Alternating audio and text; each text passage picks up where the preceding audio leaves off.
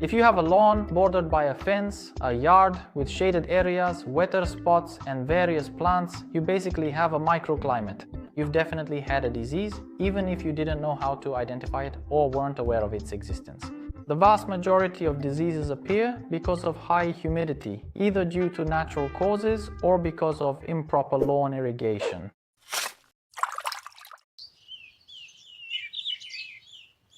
Today, I'm going to help you identify these diseases more easily, and for that, I've prepared two tables. The first table presents the 9 most common lawn diseases, along with the grass species in which they can appear.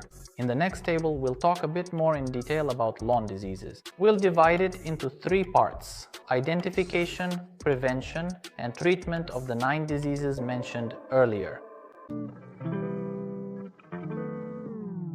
We continue with Pythium. This is a disease that, let's say, is the mirror opposite of dollar spot, meaning it appears in lawns with excess nitrogen.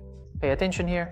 Those of you who use agricultural NPK, especially during the spring-summer period, should be careful, because if humidity conditions coincide with temperatures above 20 degrees, you have a very high chance of encountering this disease.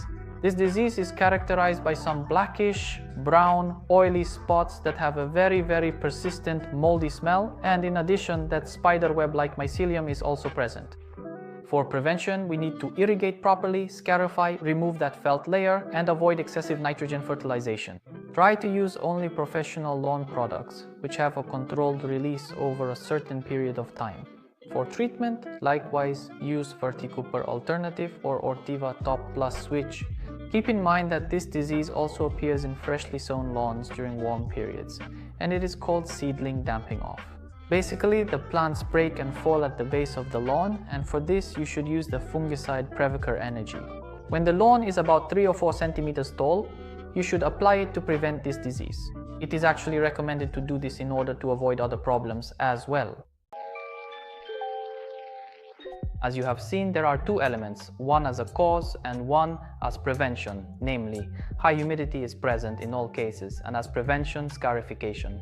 Basically, if you do the 2 annual scarifications, one in the fall and one in the spring, you will avoid the vast majority of diseases. Together with proper lawn irrigation, you will further limit these diseases. If we can control the appearance of these diseases ourselves, then everything is fine. But if, due to natural causes, rain, long periods of humidity, there is still a risk of them appearing.